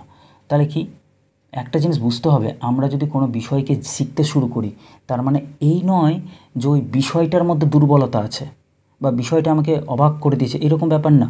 আসলে আমার মধ্যে সেই বিষয়টাকে নেওয়ার ক্ষেত্রে কোনো দুর্বলতা নাই। তাই রামমোহন রায় যে পশ্চিমের ডাকে আত্মসাৎ করেছিল, নিজেকে ডুবিয়ে দিয়েছিল, তার কারণ এই নয় যে পশ্চিম তাকে অভিভূত মানে অবাক করে দিয়েছিল। আসলে তার নিজের মধ্যে কিন্তু কোনো দুর্বলতা ছিল না। তিনি নিজের প্রতিষ্ঠা ভূমির উপর দাঁড়াইয়া বাহিরের সামগ্রী আহরণ করিয়াছিলেন। ভারতবর্ষের ঐশ্বর্য কোথায় তাহা তাহার অগোচরে ছিল না এবং তাহাকে তিনি নিজস্ব করিয়া লইয়াছিলেন। এই জন্যই যেখান হইতে যাহা পাইয়াছে তাহা বিচার করিবার নিক্তি ও মানদণ্ড তাহার হাতে ছিল। কোনো মূল্য না বুঝিয়া তিনি মুগ্ধের মতো আপনাকে বিকাইয়া দিয়া অঞ্জলি পূরণ করেন নাই। অর্থাৎ যা তার পক্ষে সম্ভব ছিল সবটা করেছে, সব নিয়ে তারপরে সেটাকে বিচার বিশ্লেষণ মাধ্যমে সেটাকে কাজে লাগিয়েছেন। কোনো মূল্য না বুঝে তিনি মুগ্ধের মতো সেটার কাছে নিজেকে বিক্রি করে দিয়ে অঞ্জলি দিতে পারেনি, নিজে কাজ করার চেষ্টা করেছেন উপযুক্ত চিন্তা চেতনার সাথে। যে শক্তি নব্য ভারতের আদি অধিনায়কের প্রকৃতির মধ্যে সহজেই ছিল, অর্থাৎ যে শক্তিটা আমাদের ভারতের মধ্যে আগে থেকে নির্বাচিত করা ছিল, আমাদের মধ্যে তাহা নানা ঘাত প্রতিঘাতে ক্রিয়া প্রতিক্রিয়ার দ্বন্দ্বের মধ্যে দিয়া অভিব্যক্ত হইবার চেষ্টা করিতেছে। ওগুলো জিনিস বারবার বেরোনোর চেষ্টা করছে আমাদের মধ্যে দিয়ে। এই কারণে সেই চেষ্টা পর্যায়ক্রমে বিপরীত সীমার চূড়ান্তে গিয়া ঠেকিতেছে। একান্ত অভিমুখতা এবং একান্ত বিমুখতায় আমাদের গতিকে আঘাত করিতে করিতে আমাদিগকে লক্ষ্যপথে লইয়া চলিয়াছে। অর্থাৎ কবি বলছেন যে এই যে ইংরেজের সাথে বিরোধ বাঁধছে, এটাকে খারাপ দৃষ্টিতে দেখা উচিত না। যতক্ষণ বিরোধ বাঁধবে ততই আমরা কিন্তু সঠিক পথে এগিয়ে এগিয়ে যাব। আমরা বুঝতে পারবো আমাদের কি করা উচিত, কি করা উচিত নয়। আমরা কি নিজের লক্ষ্যের পথে আছি নাকি লক্ষ্যপথ থেকে ভ্রষ্ট হয়েছি, এই বিরোধিতাই কিন্তু আমাদেরকে পৌঁছে দেবে। বর্তমানে ইংরেজ ভারতবাসীর যে বিরোধ জাগিয়া উঠিয়াছে, তাহার একটা কারণ এই প্রতিক্রিয়ার প্রভাব। ইংরেজের জ্ঞান ও শক্তিকে ক্রমাগত নিশ্চেষ্টভাবে মাথা পাতিয়া গ্রহণ করিতে করিতে আমাদের অন্তরাত্মা পীড়িত হইয়া উঠিতেছিল। সেই পীড়ার মাত্রা অলক্ষিতভাবে জমিতে জমিতে আজ হঠাৎ দেশের অন্তঃকরণ প্রবল বেগে বাঁকিয়া দাঁড়াইয়াছে। কি বলছেন? যে ইংরেজের জ্ঞান আর শক্তিকে ক্রমাগত আমরা মাথা পেতে গ্রহণ করতে করতে আমাদের ভেতরের মনটাই নষ্ট হয়ে গেছে, অন্তরাত্মাটাই কষ্ট পেয়েছে বারবার। সেই পীড়ার মাত্রাটা এত বেশি হয়ে গেছে যে আমাদের দেশের ভেতরের অংশটা, অন্তঃকরণটা আজকে প্রবল বেগে বেঁকে দাঁড়িয়েছে। তাই আমরা সরাসরি ইংরেজের বিরোধিতা করছি। আমাদের বোঝা উচিত ইংরেজ সমস্যা নাই, ইংরেজের কাছ থেকে যা জ্ঞান আমরা নিয়েছি তা নেওয়ার পথটা ভুল ছিল, ওইভাবে নেওয়া ঠিক হয়নি, আমাদেরকে বুঝে নিতে হতো এবং যতটুকু প্রয়োজন পরিবর্তনের জন্য ততটুকুই নেওয়া উচিত ছিল। তাদের কাছে ভিক্ষাবৃত্তি করা আমাদের উচিত হয়নি। কিন্তু কারণ শুধু এই একটাই নয়, ভারতবর্ষের গৃহের মধ্যে পশ্চিম আসিয়া উপস্থিত হইয়াছে। অর্থাৎ ভারতবর্ষের ভিতরে ঘরের মধ্যে কিন্তু পশ্চিমের দেশ এসে উপস্থিত হয়েছে, তাহাকে কোনো মতে ব্যর্থ ফিরাইয়া দিতে পারিব না। অর্থাৎ এই দেশ যে একদম ব্যর্থ হয়ে ফিরে যাবে তা নয়। আমরা আজকের দিনে বিচার করে দেখতে পারি এই প্রবন্ধটা কতটা সত্য লিখেছিলেন তিনি। কারণ ইংরেজদেরকে ছেড়ে তো আমরা এখন নেই, ইংরেজ চলে গেছে ঠিকই, কিন্তু তাদের শিক্ষা, সংস্কৃতি, বিজ্ঞান, তাদের চেতনা সব কিছু আমাদের মধ্যে এখনও থেকে গেছে। তাই তিনি বলছেন ব্যর্থ করে এদেরকে ফিরিয়ে দিব এটা তো পারবো না আমরা, তাহাকে আপনার শক্তিতে আপনার করিয়া লইতে হইবে। অর্থাৎ তার যা নিজস্ব শক্তি ইংরেজের, সেই শক্তিটুকুকে আমাদেরকে কিন্তু আপন করে নিতে হবে। আমাদের তরফের সেই আপন করিয়া লইবার আত্মশক্তির যদি অভাব ঘটে যায়, তবে তাহাতে কালের অভিপ্রায় ব্যাঘাত পাইয়া বিপ্লব উপস্থিত করিবে। অর্থাৎ যদি আমরা সঠিকভাবে তাদের জ্ঞানটাকে বুঝতে না পারি, জ্ঞানটাকে গ্রহণ না করতে পারি, তাহলে ধীরে ধীরে কী হবে, একটা বিপ্লব, একটা অশান্তি তৈরি হবে। আর তারপরে না ওরা আমাদেরকে ছাড়বে, আমাদেরকে বারবার আঘাত করতে ছাড়বে না, আর আমরাও কী হলো ওদের থেকে সঠিক জিনিসটা শিখতেও পারবো না, আর আমাদের ভারতবর্ষকে এগিয়ে নিয়ে যেতেও পারবো না। তারপর কি বলছে, আবার অন্য পক্ষেও পশ্চিম যদি নিজেকে সত্যভাবে প্রকাশ করিতে কৃপণতা করে, তবে তাহাতেও বিক্ষোভ উপস্থিত হইবে। আবার কি, পশ্চিমের দেশগুলো যদি নিজেকে সঠিকভাবে তুলে ধরতে না পারে, আমাদের দেশকে যদি সেবা না দিতে পারে, নিজের না করে নিতে পারে দেশবাসীকে, তাহলে কিন্তু সেক্ষেত্রেও সমস্যা ঘটবে। ইংরেজের যাহা শ্রেষ্ঠ, যাহা সত্য, তাহার সহিত আমাদের যদি সংস্রব না ঘটে, ইংরেজের মধ্যে যদি প্রধানত আমাদের সৈনিকের বা বণিকের পরিচয় পাই, অথবা যদি কেবল শাসনতন্ত্র চালক রূপে তাহাকে আপিসের মধ্যে যন্ত্রারূঢ় দেখিতে থাকি। অর্থাৎ আমাদের একটা অভ্যাস হয়ে গেছে যে ইংরেজকে আমরা কীভাবে দেখতে চাইছি, সৈনিকের মধ্যে দিয়ে দেখতে চাইছি, মানে যারা শুধু আঘাত করতে পারে, শাসনতন্ত্র চালক রূপে দেখতে চাইছি। এইভাবে দেখতে গেলে তো মুশকিল আছেই। যে ক্ষেত্রে মানুষের সঙ্গে মানুষ আত্মীয়ভাবে মিশিয়া পরস্পরকে অন্তরে গ্রহণ করিতে পারে, সেক্ষেত্রে যদি তাহার সঙ্গে আমাদের সংস্পর্শ না থাকে, যদি পরস্পর ব্যবহৃত হইয়া পৃথক হইয়া থাকি, তবে আমরা পরস্পরের পক্ষে পরম নিরানন্দের বিষয় হইয়া উঠিব। নিরানন্দ মানে কি, দুঃখের কারণ। মানে ইংরেজ আর ভারতবর্ষের মানুষ যদি আত্মীয়র মতো মিশে না যেতে পারে, যেমন একসময় হিন্দু মুসলিম সবাই মিশে গেছি আমরা, ঠিক সেইভাবে যদি ইংরেজের সাথে মিশে যেতে না পারি, তাহলে পরস্পরই কিন্তু পরস্পরের দুঃখের কারণ হয়ে উঠব। এবং এটাই হয়েছে, ইংরেজের সাথে কত হুড়োহুড়ি মারামারি হয়েছে, কত বিনাশ হয়েছে, কত মানুষ মারা গেছে তাদের, কত মানুষ মারা গেছে আমাদের, আমরা হারিয়েছি কত বীর সন্তানকে। এরূপ স্থলে প্রবল পক্ষ ডিসিশনের আইন করিয়া দুর্বল পক্ষের অসন্তোষকে লোহার শৃঙ্খল দিয়া বাঁধিয়া রাখিবার চেষ্টা করিতে পারে, কিন্তু তাহাতে অসন্তোষকে বাঁধিয়াই রাখা হইবে, তাহাকে দূর করা হইবে না। খুবই সুন্দর কথা বলেছে যে এই সব সিচুয়েশানে কী হবে, দুজন যদি আত্মীয়র মতো করে মিশতে না পারে, তো যে শক্তিশালী সে কী করবে, দুর্বলকে শৃঙ্খল দিয়ে মানে বেঁধে রাখার চেষ্টা করবে। আর এই বেঁধে রাখার ফলে কী হবে, অসন্তোষটাকে মানে অশান্তিটাকে আটকে রাখা যাবে হয়তো কিছুক্ষণের জন্য, কিন্তু একেবারে দূর করে দেওয়া যাবে না, অশান্তি আবারও আসবে। অথচ এই অসন্তোষ কেবল এক পক্ষের নয়। এবার এক পক্ষকে গালি দিচ্ছেন না তিনি, ভারতবাসীর মধ্যে ইংরেজের কোনো আনন্দ নাই, এবার তিনি সরাসরি বললেন যে ভারতবাসীর মানুষদের মনের মধ্যেও কিন্তু ইংরেজের সম্পর্কে কোনো আনন্দ নাই, শুধু দুঃখ, শুধু রাগ, ক্রোধ, ঘৃণা। ভারতবাসীর অস্তিত্বকে ইংরেজ ক্লেশকর বলিয়া সর্বতোভাবে পরিহার করিবার চেষ্টা করছে। আবার ইংরেজরাও কী করছে? ভারতবাসীদের অস্তিত্বটাকে ফেলে দেওয়ার চেষ্টা করছে। কিন্তু এর পরিবর্তনও মানে এর ব্যতিক্রমও দেখা গেছে এক ইংরেজের মধ্যে, ডেভিড হেয়ার। তিনি বলছেন ডেভিড হেয়ারের মতো মহাত্মা মানে মহান মানুষ অত্যন্ত নিকটে আসিয়া ইংরেজ চরিত্রের মহত্ব আমাদের হৃদয়ের সম্মুখে আনিয়া ধরিতে পারিয়াছিলেন। তাহলে একজন অত্যন্ত মহান মানুষ ছিলেন ডেভিড হেয়ার, যিনি ভারতবর্ষের মানুষের অনেক উপকার করেছেন এবং তার দ্বারা বোঝা যায় যে ইংরেজরাও খারাপ না, তাদের মহত্বও রয়েছে যদি তারা চায় ভারতবর্ষকে নিজের করে নিতে পারে। তখনকার ছাত্রগণ কী করছিল? সত্য সত্যই কিন্তু ইংরেজ জাতির নিকট হৃদয় সমর্পণ করেছিল, ইংরেজ জাতির কাছে সত্যি সত্যি কিন্তু সমর্পণ করেছিল নিজেদের হৃদয়। এখন ইংরেজ অধ্যাপক স্বজাতির যা, এবার কিন্তু ইংরেজ অধ্যাপকদেরকে, এখনকার ইংরেজ অধ্যাপকদেরকে কিন্তু তিনি ব্যঙ্গ করছেন বা বকা দিচ্ছেন। এখন ইংরেজ অধ্যাপক স্বজাতির যাহা শ্রেষ্ঠ তাহা কেবল যে আমাদের নিকটে আনিয়া দিতে পারেন না তাহা নহে, তাহারা ইংরেজের আদর্শকে আমাদের কাছে খর্ব করিয়া ইংরেজের দিক থেকে বাল্যকাল হইতে আমাদের মনকে বিমুখ করিয়া তুলিতেছেন বা বিমুখ করিয়া দেন। কি বললেন? এখনকার ইংরেজ অধ্যাপকরা কি করছে? যে নিজেরা সঠিকভাবে কাজ তো করছে না ভারতবর্ষে, ফলে এমন কিছু কাজ করছে যার ফলে তাদের যে একটা নিজস্ব আদর্শ ছিল সেটা আমাদের কাছ থেকে হারিয়ে যাচ্ছে। আমরা ইংরেজ মাত্রই ঘৃণা করতে শুরু করে দিচ্ছি, শত্রু ভাবছি। এর ফলে কি হচ্ছে? আমাদের ছোটোবেলা বাল্যকাল থেকে আমাদের মনের মধ্যে কিন্তু ইংরেজ বিরোধী একটা মনোভাব ঢুকে যাচ্ছে। তাহার ফল এই হইয়াছে, পূর্বকালের ছাত্রগণ কী করছিল? ইংরেজের সাহিত্য, ইংরেজের শিক্ষা যেমন সমস্ত মন দিয়ে গ্রহণ করত, এখনকার ছাত্ররা কিন্তু তা করে না। তাহারা গ্রাস করে, তাহারা ভোগ করে না। দারুণ গুরুত্বপূর্ণ লাইন যে এখনকার ছেলেমেয়েরা কী হলো, ইংরেজি ভাষাটাকে, ইংরেজি সাহিত্যকে কী করে? গ্রাস করে, মানে কোনো মতো গেলে ভোগ করে না, সেটাকে কাজে লাগায় না। সেকালের ছাত্রগণ যেরূপ আন্তরিক অনুরাগের সহিত শেক্সপিয়ার, বাইরন কাব্যরসে চিত্তকে অভিষিক্ত করিয়া রাখিয়াছিলেন, মানে মনকে বিসর্জন করে দিয়েছিলেন শেক্সপিয়ার, বাইরনের লেখার মধ্যে, এখন তাহা দেখিতে পায় না। সাহিত্যের ভিতর দিয়া ইংরেজ জাতির সঙ্গে যে প্রেমের সম্বন্ধ সহজে ঘটিতে পারে তাহা এখন বাধা পাইয়াছে। অধ্যাপক বলো, ম্যাজিস্ট্রেট বলো, সদাগর বলো, পুলিশের কর্তা বলো, সকল প্রকার সম্পর্কে ইংরেজ তাহার ইংরেজি সভ্যতার চরম অভিব্যক্তির পরিচয় অবাধে আমাদের নিকট স্থাপিত করিতেছে না। কি বললেন? কি প্রতিষ্ঠা করছেন না? যে যদি আমরা বলি ইংরেজ ম্যাজিস্ট্রেট, ইংরেজ সদাগর, ইংরেজ পুলিশের দল, যাই বলি না কেন, তারা সঠিকভাবে তাদের যে ইংরেজ সভ্যতা, ইংল্যান্ডের যে সভ্যতা, যার কারণে ইংল্যান্ড এত সভ্য হলো, এত উন্নত হলো, তো তাদের কি কি গুণ আছে ভালো, সেগুলো কিন্তু আমাদের কাছে জাহির করছে না, আমাদেরকে বঞ্চিত করে রেখে দিচ্ছে। আর সুতরাং ভারতবর্ষে ইংরেজ আগমনের যে সর্বশ্রেষ্ঠ লাভটা, সেটা কিন্তু আমরা পাচ্ছি না। তাহা হইতে ইংরেজরা কি করছে? আমাদেরকে বঞ্চিত করছে, আমাদিগকে বঞ্চিত করিতেছে, আমাদের আত্মশক্তিকে বাধাগ্রস্ত এবং আত্মসম্মানকে খর্ব করিতেছে। আমাদের ভারতবর্ষের মানুষের আত্মশক্তি, আত্মসম্মানকে কি করছে? নষ্ট করছে। সুশাসন এবং ভালো আইনই যে মানুষের পক্ষে সকলের চেয়ে বড় লাভ তাহা নহে।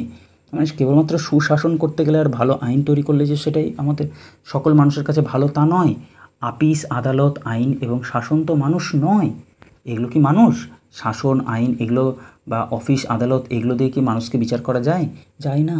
মানুষ যে মানুষকে চায়, তাহাকে যদি পায় তবে অনেক দুঃখ, অনেক অভাব সহিতেও সে রাজি আছে। মানে মানুষের মানুষের ভালোবাসার কথা তিনি বলছেন। মানে ওই আমাদের জন্য দুটো স্কুল কলেজ তৈরি করে দিল, ইংরেজ ভাববে যে আমাদেরকে দারুণ কিছু দিল, এরকম না। আমাদের সাথে তাদের সম্পর্কটা অত্যন্ত আত্মীয়ের সম্পর্ক হওয়া অত্যন্ত জরুরি। না হলে কিন্তু আমাদের ক্ষতি ঘটবে, আমাদের ক্ষতি হয়ে যাবে। আমরা নিজেদের অস্তিত্বকে ধীরে ধীরে কিন্তু হারিয়ে ফেলবো, বা আমরা ইংরেজের কাছ থেকে সঠিক জিনিসগুলো নিতে পারবো না। সুশাসন এবং ভালো আইনই যে মানুষের পক্ষে সকলের চেয়ে বড় লাভ তাহা নহে। আপিস, আদালত, আইন এবং শাসন তো মানুষ নয়। মানুষ যে মানুষকে চায়, তাহাকে যদি পায় তবে অনেক দুঃখ, অনেক অভাব সহিতেও সে রাজি আছে। মানুষের পরিবর্তে বিচার এবং আইন আসলে কি? আসলে হচ্ছে রুটির পরিবর্তে পাথরের মতোই, যে পাথর দুর্লভ এবং মূল্যবান হইতে পারে কিন্তু তাহাতে ক্ষুধা দূর হয় না। মানে মানুষের প্রধান বিষয় কিন্তু রুটি খাওয়া, পাথর খাওয়া নয়। কিন্তু সেই পাথরটা যদি সোনার হয়, খুব মূল্যবান হয়, তাতে কি হয়েছে? আমাদের কি খিদা দূর হয়ে যাবে? না। আমরা যতই সেরকম দুর্লভ মানে খুবই মূল্যবান পাথর পাই না কেন, আমাদের কিন্তু ক্ষুধা দূর করার জন্য রুটিটা চাই। ঠিক তেমনইভাবে মানুষের কাছে, মানুষের জীবনে বেঁচে থাকার জন্য বিচার চাই, আইন চাই, শিক্ষা দীক্ষা চাই, সব চাই। কিন্তু তার থেকেও বড় হলো মানুষের সাথে মানুষের সুন্দর সম্পর্কও চাই। এই রূপে পূর্ব ও পশ্চিমের সম্মুখ মিলনের বাধা ঘটিতেছে বলিয়াই আজ যত কিছু উৎপাত জাগিয়া উঠিতেছে। কাছে থাকিব অথচ মিলিব না, এই অবস্থা মানুষের পক্ষে অসহ্য এবং অনিষ্টকর।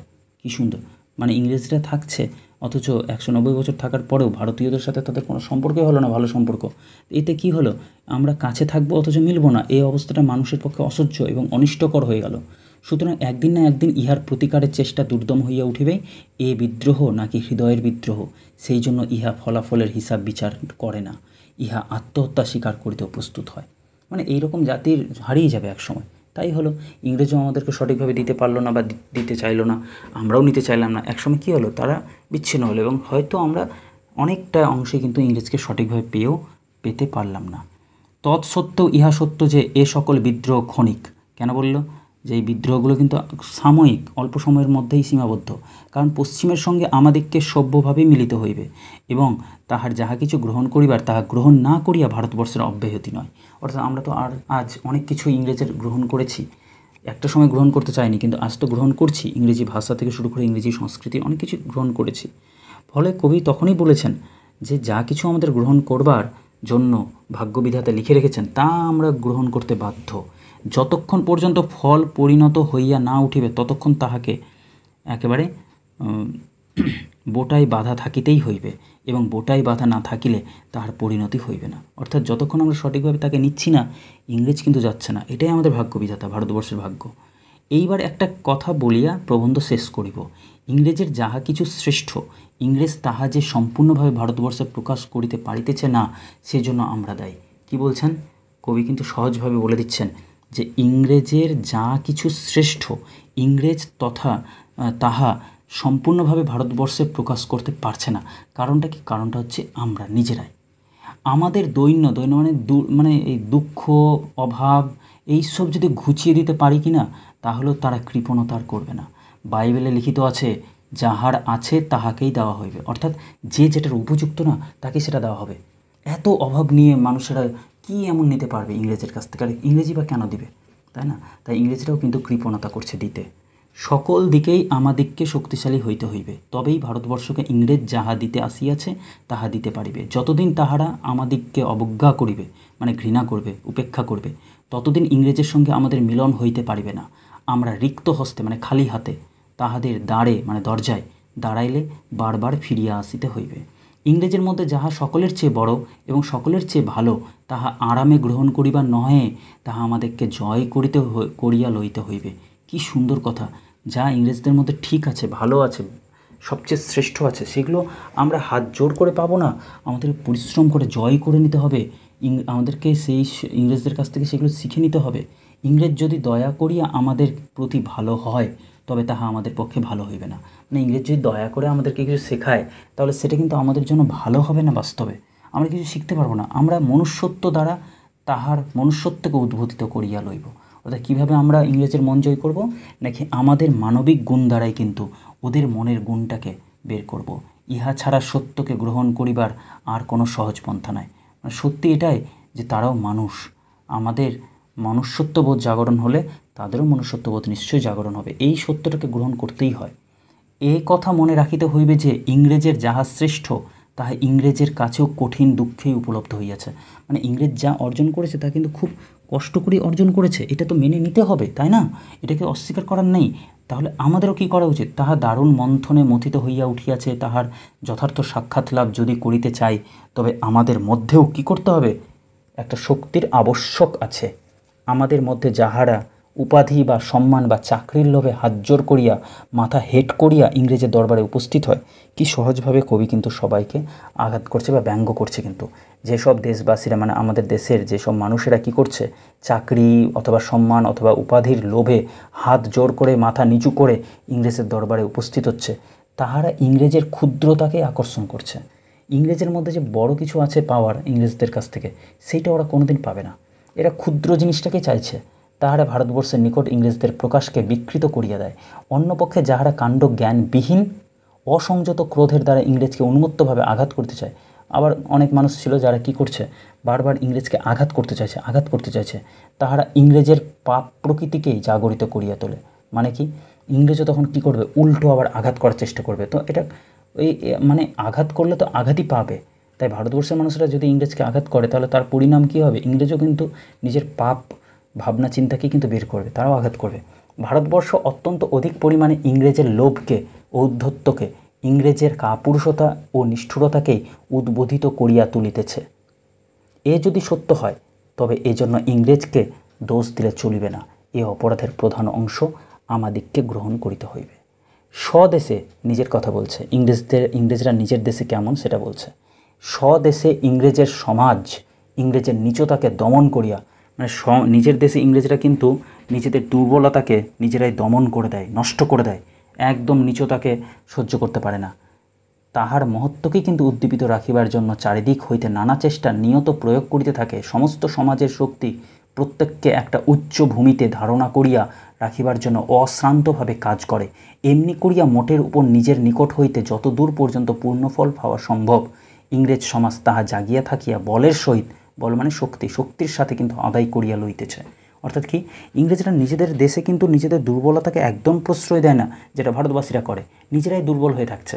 ইংরেজরা কিন্তু একদম দুর্বলতাকে প্রশ্রয় দেয় না, বরং একদম সবসময় সজাগ, সবসময় যেন জেগে আছে, চারদিক দেখছে, সঠিকভাবে তার কাজ করছে। এ দেশে ইংরেজের প্রতি ইংরেজ সমাজের সেই শক্তি সম্পূর্ণ বলে কাজ করিতে পারে না। মানে ইংরেজরা কিন্তু এই দেশটাকে যেহেতু নিজের করে নিতে পারছে না, এখানকার মানুষও তাদেরকে নিজের ভাবে না, শত্রু ভাবে, ফলে ইংরেজ কিন্তু সঠিকভাবে কাজ করতে পারছে না। এখানে ইংরেজ সমগ্র মানুষের ভাবে কোনো সমাজের সহিত যুক্ত নয়। এখনকার ইংরেজ সমাজ হয় সিভিলিয়ান সমাজ, নয় বণিক সমাজ, নয় সৈনিক সমাজ। তাহারা তাহাদের বিশেষ কার্যক্ষেত্রে সংকীর্ণতার দ্বারা আবদ্ধ। তো এখন ইংরেজরা কি হয়েছে? ইংরেজরা আমাদের নজরে যেমন, তারাও তেমনই হয়ে গেছে, সিভিলিয়ান হয়েছে, বণিক হয়েছে, সৈনিক হয়েছে। ফলে তারা সঠিকভাবে নিজেদের কাজের মধ্যেই কিন্তু শুধু সংকীর্ণর মধ্যে আবদ্ধ, বড় কাজ তারা করতে পারছে না। এই সকল ক্ষেত্রে সংস্কার, মানে এগুলো যদি ঠিকঠাক করা যায়, সর্বদাই তাহাদের চারিদিকে কঠিন আবরণ রচনা করিতেছে। বৃহৎ মনুষ্যত্বের সংস্পর্শে সেই আবরণ ক্ষয় করিয়া ফেলিবার জন্য কোনো শক্তি তাহাদের চারিদিকে প্রবলভাবে কাজ করিতেছে না। মানে তারা একদিন নিজেদের শক্তিটাকে জাহির করবে, নিজেদের আসল গুণটাকে জাহির করবে। কখন করবে? যখন তাদের চারদিকে কোনো একটা বড় রকমের বাধা দেখা যাবে, তখনই তো। কিন্তু এ দেশে সেরকম বাধা তারা পাচ্ছেই না। যেমনটা আমরা জানি যে যতক্ষণ আঘাত না করা যায় ততক্ষণ খেজুর গা থেকে কী হবে? খেজুরের রস প্রকাশ পায় না বা বের হয় না, বা তালের রসের ক্ষেত্রেও আমরা একই জিনিস দেখি। কিন্তু কি হলো যে আমরা দেখলাম যে ইংরেজকে টোকা দিয়ে ইংরেজের মধ্যেকার সঠিক গুণটাকে বের করতে পারে এমন কিন্তু উপযুক্ত শ্রেণী বা মানুষ এ দেশে নাই। এর ফলে কী হলো? তারা নিজেদেরকে প্রকাশ করতেই পারছে না। এই জন্য যখন কোনো সিভিলিয়ান হাইকোর্টের জজের আসনে বসে তখন আমরা হতাশ হই। ভারতবাসীরা কী করছে? ভারতবাসীরা যখন দেখছে জজের জায়গাতে বসে আছে কোনো ইংরেজ সিভিলিয়ান বা ইংরেজ মানুষ, তখন কি মনে হচ্ছে? প্রথম থেকে তারা ভেবে নিচ্ছে, ধুর, এই সিভিলিয়ানরা তো সঠিকভাবে বিচার করবেই না। সে বিচারের ন্যায় ধর্মের সঙ্গে যেখানে সিভিলিয়ানদের ধর্মের বিরোধ ঘটিবে সেখানে সিভিলিয়ানরাই ধর্ম জয়ী হইবে। এই ধর্ম ইংরেজের শ্রেষ্ঠ প্রকৃতিরও বিরুদ্ধে, ভারতবর্ষেরও প্রতিকূল। খুবই সহজভাবে বলল, যেখানে মানুষ মানুষকে মানতেই চাইছে না নিজের বলে, সেখানে কি হবে? ইংরেজরাও কি হবে? শ্রেষ্ঠ প্রকৃতির বিরুদ্ধে থাকবে। ইংরেজরা নিজেদের সঠিক গুণগুলোকে প্রকাশ করতে পারবে না, সেটাও নষ্ট। আর ভারতবর্ষেরও সেটা প্রতিকূল, মানে ভারতবর্ষও সঠিকভাবে কিন্তু কাজে লাগতে পারবে না। শেষ পাতা, শেষ অংশ সঠিকভাবে বোঝো। আবার যে ভারতবর্ষের সঙ্গে ইংরেজের কারবার, সেই ভারতবর্ষের সমাজও নিজের দুর্বলতাবশত ইংরেজত্বকে উদ্বোধিত করিয়া রাখিতে পারিতেছে না। সেই জন্য যথার্থ ইংরেজ এই দেশে আসিলে ভারতবর্ষ যে ফল পাইত সেই ফল হইতে সে বঞ্চিত হইতেছে। অর্থাৎ ভারতবর্ষে একই কথা, ভারতবর্ষ সঠিকভাবে ইংরেজদেরকে গ্রহণই করতে পারেনি। এর ফলে কি হয়েছে? যে ইংরেজরাও দুর্বলভাবে এই ভারতবর্ষের জন্য কাজ করছে, ফলে সঠিকভাবে তারা কাজ করতে পারছে না। ফলে এই দেশ এবং এই দেশবাসী কিন্তু ইংরেজদের কাছ থেকে বঞ্চিত হচ্ছে। সেই জন্য পশ্চিমের বণিক, সৈনিক এবং আপিস আদালতের বড় সাহেবদের সঙ্গে আমাদের সাক্ষাৎ ঘটে। পশ্চিমের মানুষের সঙ্গে পূর্বের মানুষের মিলন ঘটিল না। কি সুন্দর কথা! ফলে কি হলো? আমরা কাদেরকে দেখতে পাচ্ছি ভারতবর্ষে? আমরা দেখতে পাচ্ছি ইংরেজ সৈনিককে, আমরা দেখতে পাচ্ছি অফিসে আদালতে বসে থাকা ইংরেজ সাহেবদেরকে, ইংরেজ মানুষদেরকে দেখতে পাচ্ছি না। কারণ পশ্চিমের মানুষগুলোকে আমরা মানুষ হিসেবে ভাবতেই পারছি না। ফলে পূর্বের মানুষের সাথে পশ্চিমের মানুষগুলোর মিলন ঘটছে না। পশ্চিমের সেই মানুষ প্রকাশ পাইতেছে না বলিয়াই এই দেশে যাহা কিছু বিপ্লব বিরোধ, মানে পশ্চিমের মানুষগুলো, ওই ইংরেজরা সঠিকভাবে নিজেদেরকে মানুষ হিসেবে যে প্রতিষ্ঠা করবে এই দেশে সেই সুযোগই পাচ্ছে না। এই কারণেই এত বিপ্লব, এত বিদ্রোহ চলছে আমাদের দেশে। আমাদের যাহা কিছু দুঃখ অপমান এবং এই যে প্রকাশ পাইতেছে না, এমনকি প্রকাশ বিকৃত হইয়া যাইতেছে, সেই জন্য আমাদের পক্ষেও যে পাপ আছে তাহা আমাদিগকে স্বীকার করতেই হইবে। নায়মাত্মা বলহীনেন লভ্য, পরমাত্ম বলহীনের কাছে প্রকাশ পান না। কি বলছেন? উপযুক্ত শক্তি, পরমাত্মা মানে উপযুক্ত শক্তি, বলহীন মানে শক্তিহীনের কাছে কিন্তু প্রকাশ পায় না। কোনো মহৎ সত্যই বলহীনের দ্বারা লভ্য নয়। মানে বড় কোনো একটা কাজ যারা শক্তিহীন, করতে চায় না, অলস, সেসবের দ্বারা কিন্তু বড় কোনো কাজ হয় না, মহৎ কাজ হয় না। যে ব্যক্তি দেবতাকে চায় তাহার প্রকৃতিতেও দেবতার গুণ থাকা আবশ্যিক। সত্যি কথা, অসৎ ব্যক্তি তো দেবতার রূপ দেখতে পাবে না, দেবতার গুণ সম্পর্কে বুঝতে পারবে না। তাই দেবতার গুণ সম্পর্কে বুঝতে গেলে দেবতার গুণ থাকা প্রয়োজনও আছে নিজের মধ্যে। শক্ত কথা বলিয়া বা অকস্মাৎ দুঃসাহসিক কাজ করিয়া বল প্রকাশ হয় না। মানে হঠাৎ করে কিছু একটা বড় শক্ত কথা বলে দিলাম বা একটা দুঃসাহসিক কাজ করে দিলাম, সেখানে আমার শক্তি প্রকাশ পেল, এটা কিন্তু বাস্তবে না। ত্যাগের দ্বারাই বলের পরিচয় ঘটে। মানে নিজের ভেতরে যে সংকীর্ণতা, সেটাকে ত্যাগ করলাম, তখনই বোঝা যাবে যে আমি কত বড় শক্তিশালী। ভারতবাসী যতক্ষণ পর্যন্ত ত্যাগশীলতার দ্বারা শ্রেয়কে বরণ করিয়া না লইবে, মানে ইংরেজের সঠিকগুলোকে, ভালো দিকটাকে গ্রহণ না করবে, আর ভয়কে, স্বার্থকে, আরামকে সমগ্র দেশের হিতের জন্য ত্যাগ করিতে না পারিবে, অর্থাৎ ভয়, স্বার্থ, আরাম এগুলোকে ত্যাগ করতে হবে, আর যা ঠিক, যা সুন্দর সেটা কিন্তু বরণ করতে হবে। এই কথা কিন্তু কবি সহজভাবে বলে দিলেন। ততক্ষণ ইংরেজের কাছে যাহা চাইব তাহাতে ভিক্ষা চাওয়াই হইবে, এবং যাহা পাইব তাহাতে লজ্জা এবং অক্ষমতা বাড়িয়ে উঠবে। মানে যতই চাইব ততই আমাদের ভিক্ষা বৃত্তি চলবে, আর আমাদের তাতে লজ্জা বাড়বে, আমাদের অক্ষমতা বাড়বে। নিজের দেশকে যখন আমরা নিজেরা নিজের চেষ্টা, নিজের ত্যাগের দ্বারা নিজের করিয়া লইব, প্রথমে কী করতে হবে? নিজের দেশটাকে আমাদের নিজের করার জন্য কী করতে হবে? ত্যাগের মধ্যে দিয়ে নিজের করতে হবে। শিক্ষার জন্য, স্বাস্থ্যের জন্য আমাদের সমস্ত সামর্থ্য প্রয়োগ করতে হবে। দেশের সর্বপ্রকার অভাব মোচন করতে হবে, উন্নতি সাধন করতে হবে। আর এবং এই সবের দ্বারা কী হবে? আমরা দেশের উপর আমাদের সত্য অধিকারটাকে স্থাপন করতে পারবো। তখন দিনভাবে ইংরেজের, মানে দিন মানে হচ্ছে গরিব, অসহায়ভাবে ইংরেজের কাছে দাঁড়াইব না যে এটা দিন, ওটা দিন, ওইভাবে সাহায্য করুন, এইভাবে না, নিজেরাই নিজেদের অভাবকে দূর করার চেষ্টা করব আগে। তখন ভারতবর্ষে আমরা ইংরেজ রাজের সহযোগী হইব। মানে ইংরেজও যেটা করতে চাইছে আমরাও সেটাই করতে চাইছি। তখন আমাদের সঙ্গে ইংরেজকে আপোষ করিয়া চলিতেই হইবে। তখন ইংরেজও ভাববে না, এরাও আমাদের কোনো অশান্তি করছে না, নিজেদের পরিবর্তন করার চেষ্টা করছে। তখন ইংরেজও কিন্তু সাবধান হবে এবং ধীরে ধীরে ধীরে ধীরে আমাদেরকে মানুষ হিসেবে তারাও মনে করতে শুরু করবে, আর তখন আমাদের সাথে আপোষ করে চলবে। তখন আমাদের পক্ষে দীনতা না থাকিলে ইংরেজের পক্ষেও হীনতা প্রকাশ পাইবে না। মানে আমাদের মধ্যে গরিবী মনোভাব করব না, তাহলে ওরা হীনভাবে, নীচভাবে আমাদেরকে দেখতেও চাইবে না। আমরা যতক্ষণ পর্যন্ত ব্যক্তিগত বা সামাজিক মূঢ়তাবশত, মানে মূর্খামির বশত নিজের দেশের লোকের প্রতি মনুষ্যোচিত ব্যবহার না করিতে পারিব, ততক্ষণ আমাদের দেশের জমিদার প্রজাদিগকে নিজের সম্পত্তির অঙ্গমাত্র বলিয়া গণ্য করিবে। আমাদের দেশের প্রবল শক্তি পক্ষ দুর্বলকে পদানত করিয়া রাখাই সনাতন রীতি বলিয়া জানিবে। উচ্চবর্ণ নিম্নবর্ণকে পশুর অপেক্ষা ঘৃণা করবে।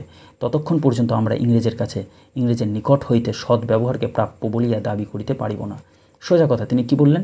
যতক্ষণ দেখব যে আমরা নিজেদের ব্যক্তিগত সমস্যাগুলো নিয়ে সবসময় থাকছি এবং মানুষের প্রতি মানুষের ভালো আচরণ করছি না, ততদিন কি হবে? জমিদাররা কি করবে?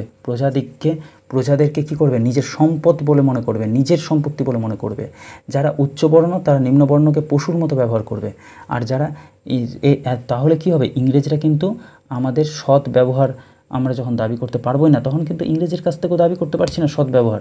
ইংরেজরা দেখছে যে এরা তো অসভ্য জাতি, নিজেরাই নিজেদেরকে মারাকাটা করছে, তো এদেরকে আবার কিসের জন্য এত সম্মান করব? ফলে ইংরেজরাও কিন্তু সম্মান করবে না। ততক্ষণ পর্যন্ত ইংরেজের প্রকৃতিকে আমরা সত্যভাবে উদ্বোধিত করিতে পারিব না এবং ভারতবর্ষ কেবলই বঞ্চিত, অপমানিত হইয়া থাকিবে।